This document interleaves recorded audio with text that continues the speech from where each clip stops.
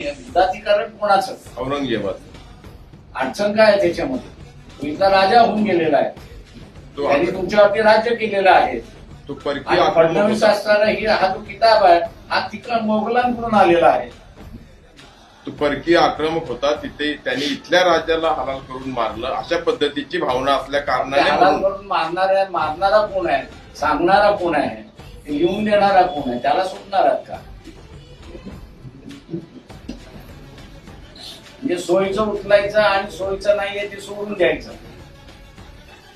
आणि म्हणून माझ्याच आजोबांनी असताना 25 नोव्हेंबर 1949 ला ज्यांचा उल्लेख केला ते म्हटले जयचंद.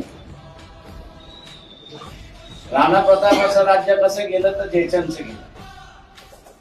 शिवाजी महाराजांचं राज्य कुठे गेलं तर जयचंद कुठून गेलं. त्याच्यानंतर अशोकाचं राज्य कुठे गेलं तर पुन्हा जयचंदचं गेलं. आता हे जयचंद काय त्यावेळेस मुसलमान नव्हते ना,